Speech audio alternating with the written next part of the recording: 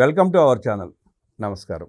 షర్మిలారెడ్డి గారి press meet తర్వాత జగన్మోహన్ రెడ్డి రాచమల్లి శివప్రసాద్ రెడ్డి చేత, సజ్జల రామకృష్ణారెడ్డి చేత ఆమెను ఎలా తిట్టించారో చూసాం, విన్నాం. షర్మిలారెడ్డి గారు లేవనెత్తిన ప్రశ్నలకి సమాధానం చెప్పగలిగితే జగన్మోహన్ రెడ్డి చెప్పాలి, చెప్పలేకపోతే గమ్మున కూర్చోవాలి. ఆమె అడిగిన అన్ని ప్రశ్నలు కూడా సబబైనవే, ప్రజలు మెచ్చేవే. జగన్మోహన్ రెడ్డి మావిగన్ని తీవ్రంగా విమర్శిస్తా నువ్వు జోకరు అంటూ స్పష్టం చేసింది ఆమె. సొంత చెల్లి, తోడబుట్టిన చెల్లి జగన్ రెడ్డిని జోకర్ అన్న తర్వాత ప్రజలు ఇప్పటికే నమ్మే పరిస్థితి లేదు, ఇక అసలు నమ్మే పరిస్థితి లేదు. షర్మిలారెడ్డి ప్రెస్ మీట్ మీద, జగన్మోహన్ రెడ్డి తిట్టించడానికి మీద మరిన్ని విషయాలు తెలుసుకునే ప్రయత్నం చేద్దాం. విశ్లేషించడానికి మనతో పాటు ఉన్నారు ప్రముఖ ఆర్థిక, రాజకీయ, సామాజిక విశ్లేషకులు కొత్త రవీంద్రబాబు గారు. వారిని అడిగి మరిన్ని విషయాలు తెలుసుకుందాం. సార్ నమస్తే. నమస్తే. షర్మిలారెడ్డి గారి ప్రెస్ మీట్ మీద జగన్మోహన్ రెడ్డి తన సొంత చెల్లెల్ని రాచమల్లి శివప్రసాద్ రెడ్డి చేత, సజ్జల రామకృష్ణారెడ్డి చేత బ్రోకర్వి అని తిట్టించారు. చంద్రబాబు నాయుడు గారికి నువ్వు బ్రోకర్వి అంటూ స్పష్టంగా తిట్టారు వాళ్ళు. ఆమె అడిగిన ఏ ప్రశ్నకి సమాధానం చెప్పలేకపోయాడు జగన్మోహన్ రెడ్డి. ఒక్క ప్రశ్న కన్నా సమాధానం చెప్తే జగన్మోహన్ రెడ్డి తోపు అనుకునేవాడు ప్రజలు. ఒకదానికి కూడా సమాధానం చెప్పకుండా పోనీ తన శివప్రసాద్ రెడ్డి చేత, సజ్జల చేత కూడా ఆ ప్రశ్నలకు సమాధానం చెప్పకుండా బ్రోకర్ అని తిట్టించడాన్ని ఎలా చూస్తారు, ఎట్లా విశ్లేషిస్తారు? ఇప్పుడు జగన్ రెడ్డి గారు ఆయనకి ఎగనెస్ట్గా, ఆయన పాలసీస్కి ఎగనెస్ట్గా, ఆయన తీసుకున్న నిర్ణయాలకు ఎగనెస్ట్గా ఎవ్వరు ఏం మాట్లాడినా కూడా స్టాండర్డ్ డైలాగ్ ఏంటంటే అది చంద్రబాబు నాయుడు గారి చేపించాడు, అనిపించాడు, తిట్టిపించాడు. ఈ స్టాండర్డ్ డైలాగ్ ఒక ఫోకస్ పాయింట్ పెట్టుకున్నారు. కానీ నిజమైన రాజకీయ పార్టీకి సంబంధించిన రాజకీయ నాయకులు ఒకటి చారిత్రాత్మక తప్పిదాలు చేయకూడదు, రెండు ప్రజల మనోభావాలకి అనుగుణంగా నిర్ణయాలు తీసుకోవాలా. ఒకవేళ ఏదన్నా తప్పిదం జరిగితే ప్రజాక్షేత్రంలో ఒప్పుకొని సరిదిద్దుకోవాలా. For example, BJP central government గతంలో రైతుల మీద ఒక చట్టం తీసుకొచ్చింది, తీవ్రమైన వ్యతిరేకత వచ్చింది రైతుల నుంచి. మరి అది గ్రహించినటువంటి బీజేపీ దాన్ని మళ్ళీ మార్చుకొని రివైజ్ చేసుకున్నది కదా. అది మెచ్యూర్డ్గా ఉండే నాయకత్వం రాజకీయ పార్టీలు చేయవలసిన పని. కానీ దానికి భిన్నంగా జగన్ రెడ్డి గారు కుప్ప కూలిపోవటానికి, టైటానిక్ ఓడ మునగటానికి కారణం ఏంటంటే తీసుకున్న నిర్ణయాలు తప్పిదాలు అని తేలిన తర్వాత కూడా యాక్సెప్ట్ చేయకుండా, అంటే ఒక మొండి వైఖరితో ముందుకెళ్ళటం. రెండో పాయింట్, షర్మిలమ్మ గారు మాట్లాడిన మాటల్లో సమాధానం చెప్పలేకపోయారని మీరు అంటున్నారు. సమాధానం చెప్పడానికి ఏముంది? ఆ మాట్లాడిన అంశాలేంటి? ఒకటి, జగన్ రెడ్డి గారి పాలన విధ్వంసంతో స్టార్ట్ అయింది, ప్రజావేదికని విధ్వంసం చేశారు అని ఆమె చెప్పింది. ప్రజావేదికని విధ్వంసం చేసిన మాట నిజం కాదా? 981 కోట్లు ఆన్ రికార్డ్ దానికి ఇన్వెస్ట్ చేసింది. ఆ మనీ ఎవరిది? చంద్రబాబు నాయుడు గారిది కాదు, ప్రజల మనీ, నా మనీ, మీ మనీ, పబ్లిక్ మనీ అది. మరి పబ్లిక్ మనీని దుర్వినియోగం చేసే అధికారం రాజకీయ పార్టీలకి, నాయకులకి ఎవడిచ్చాడు? దానికి ఏం సమాధానం చెప్తారు షర్మిల గారు అడిగిన క్వశ్చన్కి? రెండోది, మావిగన్ అంటూ ఒక జోకర్ లాగా వ్యవహరించాడు అన్నారు. అదే మావిగన్ మీద విమర్శలు చేసి ట్రోలింగ్ చేస్తే అది చంద్రబాబు నాయుడు గారు చేపించాడు అని అంటున్నారు. మరి షర్మిలమ్మ గారు ఏమన్నారు? మావిగన్ అని ఈయన ఒక జోకర్గా తయారయ్యాడు అన్నారు. సొంత చెల్లెలే ఆ మాట అన్నప్పుడు ఇంకా అంతకంటే ఆన్సర్ ఏముంటుంది? ఇదే కరెక్ట్ అయితే మావిగన్ విషయం అందరూ వ్యతిరేకించారు, కానీ సొంత చెల్లి ఇంకో మాట ఏమన్నారు?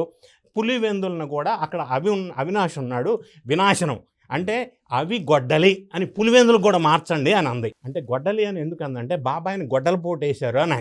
అవినాష్ పేరు ఎందుకు తీసుకొచ్చిందంటే అవినాష్ రెడ్డి చేత చేపించాడు అని. ఆమె స్వయంగా సొంత చెల్లెలు చెబుతూ ఉంటే మరి ఆ సొంత చెల్లెల్ని గతంలో సొంత చెల్లెని చూడకుండా వీళ్ళ మనుషుల చేత, అంటే షర్మిల భాషలో చెప్పాలంటే ఈయన పక్కనున్న కుక్కల చేత ఆమె కట్టుకున్న చీర గురించి విమర్శలు చేశారే, ఆమె పుట్టుకుని ప్రశ్నించారే, ఆమె తల్లిని కూడా విమర్శించారే, మనం అనకూడని మాటలు అన్నారే.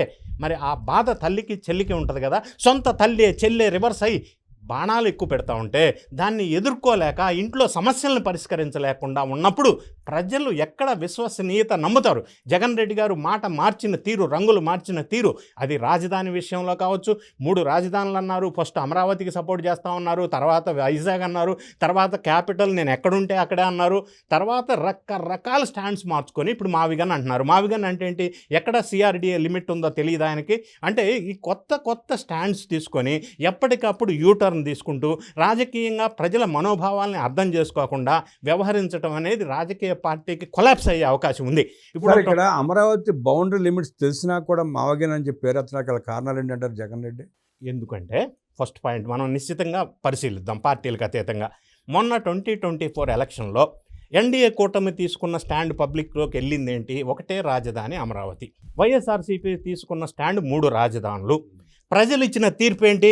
3 రాజధానులు తిరస్కరించారు, ఒకే రాజధాని అమరావతికి ఓటేశారు అత్యధిక మెజారిటీతో. అంటే ప్రజల అభిప్రాయం ఆ విధంగా ఉన్నప్పుడు ఇప్పుడు వీళ్ళు పార్టీ పరంగా స్టాండ్ మార్చుకుంటే తప్పేంటి? మార్చుకోవాలా? మార్చుకున్నప్పుడు ఏం చేశారు? యూటర్న్ తీసుకున్నారు. యూటర్న్ అంటే ఎట్లా అంటే, ఇప్పుడు ఎలాగో సిఆర్డిఏ పరిధిలో ఈ మచిలీపట్నం, విజయవాడ, గుంటూరు ఆయన ప్రతిపాదించిందే ఉంది, అదే ఉంది కదా. సో ఇప్పుడు ఎలాగో తప్పనిసరి పరిస్థితుల్లో అమరావతి మా రాజధాని అనటానికి ఇగో అడ్డొచ్చి అనలేక, ఆ పేరు ఉచ్చరించలేక మళ్ళీ ఈ ఆ నోరు తిరక్క అంటారా? నోరు తిరక్క కాదు, అమరావతి అనేది కమరావతి అని. వాస్తవంగా అక్కడ ఆ కులానికి సంబంధించిన వాళ్ళు తక్కువ ఉన్నప్పటికీ ఈ విధమైన మొదట్లో బ్లేమ్ చేశారు కాబట్టి ఒకటి.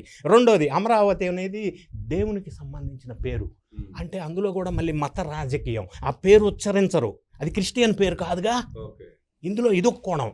సో ఈ విధంగా హైవే 110 కిలోమీటర్ల దగ్గర చుట్టూ రాజధాని అంటే, హైవే చుట్టూ రాజధాని కాదు ఉండాల్సింది, రాజధాని ఎక్కడుంటే అక్కడికి హైవే రావాలా. ఇప్పుడు అమరావతిలో రేట్ ఎక్కువ, పొలాలు అంటున్నారు. ఇప్పుడు ఈయన ప్రతిపాదించిన మచిలీపట్నం, విజయవాడ, గుంటూరు హైవే పక్కన రాజధాని కట్టాలంటే హైవే పక్కన రేట్లు ఇంతకంటే ఎక్కువ ఉంటాయి, నంబర్ 1. నంబర్ 2, అమరావతిలో 4 పంటలు 5 పంటలు పండే భూమి అన్నారు, అక్కడ మెట్ట భూములు ఎక్కువ. ఇప్పుడు ఈయన ప్రతిపాదించిన మచిలీపట్నం, విజయవాడ, గుంటూరు ప్రాంతాల్లో ఫెర్టైల్ ల్యాండ్ ఎక్కువ, అది ఇంకా కాస్ట్ ఎక్కువ, అది ఇంకా నష్టం ఎక్కువ. ఏ విధంగా చూస్తే అది వర్కౌట్ అవుద్ది?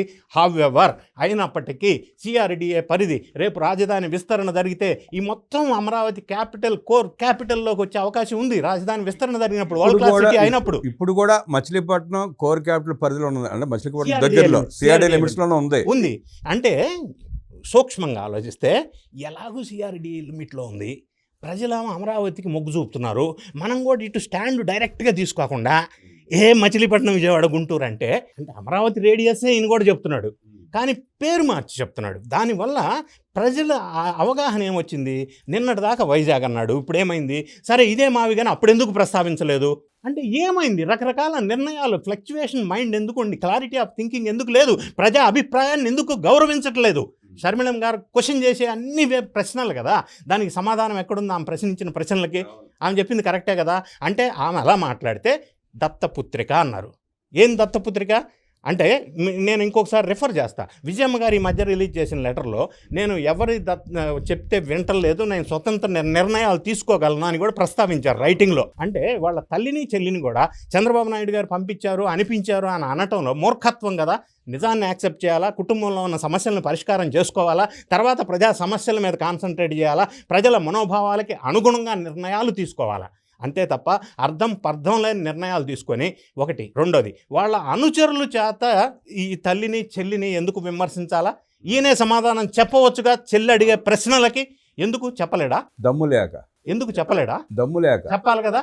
మరి ఇప్పుడు బొత్స సత్యనారాయణ కామెంట్స్ని కూడా షర్మిలమ్మ విమర్శిస్తుంది, మరి ఈయన కూడా విమర్శించాలి కదా. మరి సపోర్ట్ చేయలేదే బొత్స సత్యనారాయణ ఇట్లా అన్నాడని అచ్చెన్నాయుడు చెప్పినప్పుడు ఈయన స్పందించాల్సింది. వాళ్ళ నాన్న కదా ఈయన అన్నాడు. అవన్నీ నిజాలుగా ఏం స్పందిస్తాడు? 365 days భ్రాంతి లేకుండా ఉండగలడా రాజశేఖర రెడ్డి అన్నాడు కదా. మరి ఈయన వెంటనే నా తండ్రిని ఇట్లా అంటావా అని బొత్స మీద అనాలి కదా. జగన్ రెడ్డిని విమర్శించాడుగా. మరి ఇప్పుడు షర్మిల ప్రశ్నిస్తుంది, నాన్నగారి ఐడియాలజీని, వారసత్వాన్ని తీసుకెళ్లే అర్హత జగనన్నకి లేదు అని చెప్తున్నామే. అది కదా నమ్మాలి ప్రజలు, అది కదా నమ్మేది ప్రజలు, చెల్లి కదా చెప్తుంది. ఈ విధమైన మార్పు రాకపోతే జగన్ రెడ్డి గారిలో రాజకీయపరమైన నిర్ణయాలు తీసుకునేటప్పుడు స్టేబుల్ థింకింగ్ మైండ్ లేకపోతే ప్రజలు తీవ్రంగా తిరస్కరణకు లోనవుతారు అనేది ఇప్పుడు జరిగిన పరిణామాలు బట్టి అర్థమవుతుంది.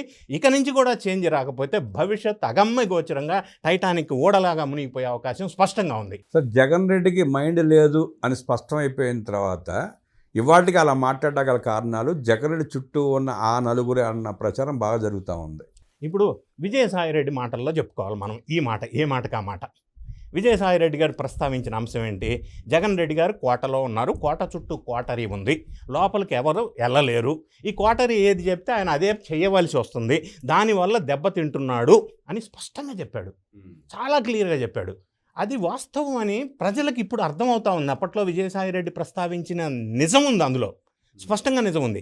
ఈయన ఏంటంటే ఎప్పుడైతే పబ్లిక్లో డిటాచ్ పెట్టుకున్నాడో, ఎప్పుడైతే ప్రజలకి దగ్గర లేకుండా దూరం చేసుకున్నాడో, ఎప్పుడైతే పర్యటనకి వెళ్ళేటప్పుడు పరదాలు కట్టేశాడో, ఎప్పుడైతే చెట్లు కొట్టేశాడో, ఎప్పుడైతే హెలికాప్టర్లో తిరుగుతున్నాడో, ఎప్పుడైతే ప్రజలను దగ్గరికి రానివ్వట్లేదో, ఎప్పుడైతే రాజకీయ నాయకులను కూడా కోటలోకి అలో చేయలేకపోయాడో, ఎప్పుడైతే ఈ కోటరీ ప్రభావం తీవ్రంగా ఉందో, వాళ్ళు మిస్గైడ్ చేశారు కాబట్టి జగన్ రెడ్డి గారికి ఈ దుస్థితి వచ్చింది అనేది స్పష్టంగా సాయిరెడ్డి గారు చెప్తున్నారు, అందరూ చెప్తున్నారు. షర్మిలారెడ్డి గారి మాటల్ని ప్రజలు విశ్వసించి జగన్ రెడ్డి జోకరే అంటూ కన్ఫర్మ్ చేశారని విశ్లేషించిన రవీంద్రబాబు గారికి ధన్యవాదాలు తెలియజేస్తూ నమస్కారం.